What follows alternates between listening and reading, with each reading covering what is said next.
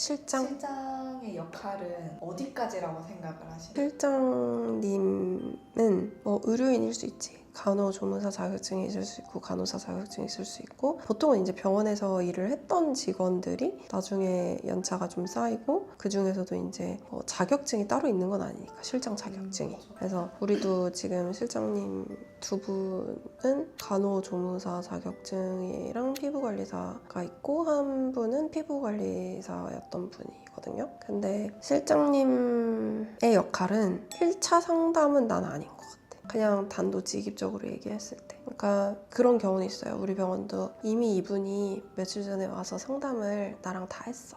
그러면 고민해보고 올게요 이러고 가셨는데, 같은 시술에 대해서 시술 결제 전에 실장님이랑 간단하게 상담을 하고 싶다 이런 분들은 계세요. 근데 그거는 뭐 어차피 나는 상담을 다 했고 내 의견에 대해서는 차트에 다 써놨으니까 그거를 토대로 이제 실장님이 뭐 보통은 가격 상담이죠. 가격 상담 같은 거를 하는 거는 괜찮은데, 얼굴에 살이 많으시니까 뭐 울세라 400샷 하시고요. 근데 울세라만 하시면은 잔주름이나 이런 거 개선이 안 되니까 써마지 600샷 같이 하시고요. 뭐 식사하시고 오셨어요? 식사 안 하셨으면 수면으로 오늘 가능하세요. 뭐 이런 거 있잖아.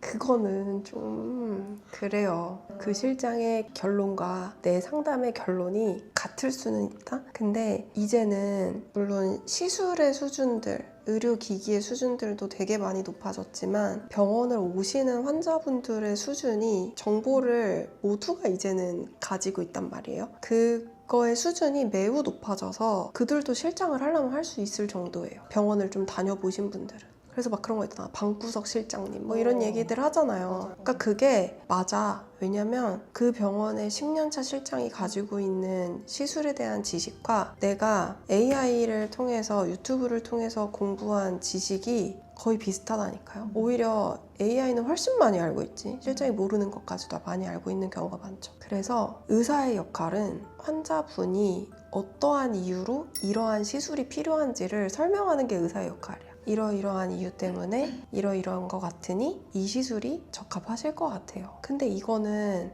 의사가 판단할 문제지, 실장님이 그런 의학적인 지식, 이 사람의 피부 타입, 그 다음에 이 사람의 이전에 했던 시술의 이력들을 보면서 그럼 이것 때문에 이렇게 됐을 수도 있으니까 이런 시술을 해보자, 뭐 이런 게 이루어지는 물론 실장님들도 있겠지만 나는 아닌 사람들이 훨씬 많을 거라고 생각하거든요. 그러니까 일례로 턱도 안 만져보고 턱 보톡스 50유닛 하래요, 뭐 이런 거 있잖아요. 이런 얘기가 나오는 게, 턱이 커 보이니까 턱 보톡스 맞으면 되세요, 뭐 3개월 지났으면 맞으셔도 되세요, 뭐 좀 커 보이는 남자분 100유닛 맞으시면 되세요. 뭔가 의학적인 판단을 해서 의료 시술을 할 건데 의사가 1차적으로 판단을 하지 않는 거에 대해서 저는 그냥 안 좋게 생각하거든요. 근데 이제 우리가 흔히 얘기하는 실장님이 먼저 상담을 하고 환자들이 엄청 많고 의사가 많은 그런 병원에서 빠르게 싼 값에 매출을 내려면 의사분들이 매우 바쁠 거 아니에요. 상담할 시간이 어딨어. 그러니까 실장님들이 상담을 하고 넣으면 이제 원장님들이 차트만 보고 슈링크 600샷 이렇게 하는 거거든요. 물론 결과가 되게 좋을 수도 있지만, 운 좋게 되게 좋은 의사를 만나서 그 의사가 공장형이고 바쁘게 돌아가는데도 불구하고 한 번이라도 안 쳐서 여기랑 여기가 조금 그러니까 뭐 슈링크를 이쪽에 좀 더 많이 들어가고 이쪽은 조금 들어갈게요, 또는 근데 슈링크를 하시는 것보다는 이게 더 나을 것 같은데 라고 하면서 플랜을 바꿀 수도 있고, 또는 이게 필요 없는 것 같으니까 보톡스만 맞아보는 건 어때요? 라고 할 수도 있고, 그러니까 그런 의사를 만날 수도 있겠죠, 공장형을 가도.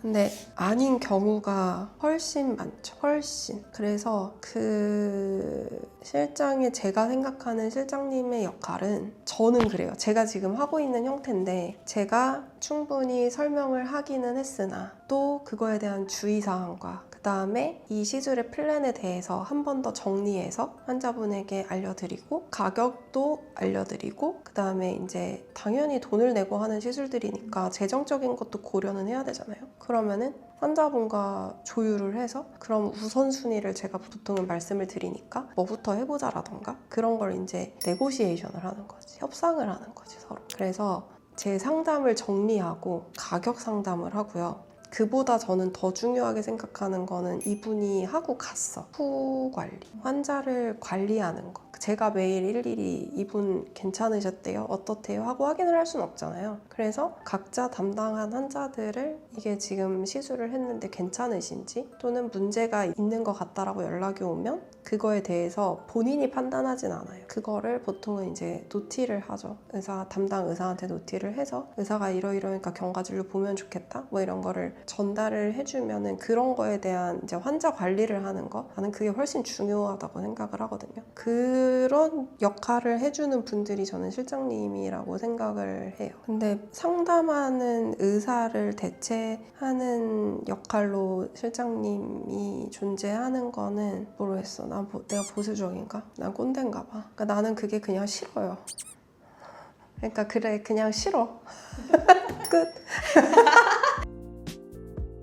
모르겠어. 그냥 싫어. 그 요즘 이수진님 있잖아. 응, 실장님 너무 잘. 근데 그게 물론 막 표정이랑 이런 거 되게 과장되긴 했지만 그런 분들이 진짜 있어요. 없는 얘기는 아니야. 요즘에는 많이 안 그러는데 나 예전에 처음 이용할 때 진짜 실장님들이 막 직원들 잡돌이하고 그런 거 되게 많았어. 요즘에도 있는 병원들 꽤 있을걸요. 근데 어쨌든 실장님의 역할은 나는 딱 거기까지. 그러면 결국 원장님은 실장님의 역할을 아까 설명해 줬으니까 그럼 그 역할을 수행하기 위해 꼭 있어야 되는 역량은 뭐라고? 공감 능력이 필요하고 그다음에 일단은 말을 조리 있게 잘해야죠. 막 상담해서 실장님이 정리해서 안내해드릴게요 이랬는데 정리를 못해. 그럼 어떡해? 말을 조리 있게 해야죠. 조리 있게 말을 좀 잘하고 막 쭈뼛쭈뼛거리면 어떡해? 안 되지. 좀 활발해야 할 거고 그다음에 내가 기분이 안 좋아도 그거를 드러낼 수 있지 않는 포커페이스가 되는 그 일을 할 때만큼은 사람을 대할 때 그런 서비스직의 마인드가 있어야죠. 그게 무조건 필요하죠. 실장님들. 물론 그 외에 모든 직군에서도 다 그런 마인드는 필요하지만 제가 선호하는 실장님은 그래요. 그다음에 빠른 판단도 중요하죠. 이걸 내가 지금 사과를 해야 하나? 아니라고 해야 하나? 뭐 이런 거 있잖아. 되게 순발력도 필요하죠. 근데 그런 사람은 어딜 가나 다 일을 잘하지 않나? 그래서 보통 이제 실장님들이 대부분은 각자가 맡은 파트에서 일을 잘했던 사람들이 보통은 실장님이 되는 경우가 많아요. 그리고 이제 좀 사람 대하는 거를 이렇게 꺼려하지 않는. 그러니까 일을 되게 잘하는데 엄청 내성적이야. 그런 사람은 실장님 하면은 괴롭지. 그래서 사람을 대하는데 스트레스를 좀 덜 받는 그런 사람들은 하면 좋죠. 그렇다 하더라도 원장님이 추구하는 거는 1차 상담을 실장이 하는 거는 절대 앞으로도 당연히 너무나 난 내가 만약에 행여나가 아니지 그러니까 뭐 그냥 결제하고 바로 진행할게요 해서 실장님을 잠깐 봤다거나 또는 안 보고 못 보고 그냥 오늘은 와서 결제만 하고 진행을 한다라고 하더라도 전에 상담을 했던 내용을 토대로 그래도 나는 또 들어가서 또 얼굴을 한번 보고 되게 짧게 상담을 해요. 그러니까 그거를 안 하고 아무렇게나 할 수는 없잖아. 그래도 고민이 한 번 더 뭔지는 물어봐야지. 어디가 개선됐으면 좋겠는지. 그거는 모르겠어. 그건 내 성격인 것 같아. 내가 찝찝해서. 내가 원하는 거랑 이 사람이 원하는 게 다를 수가 있으니까.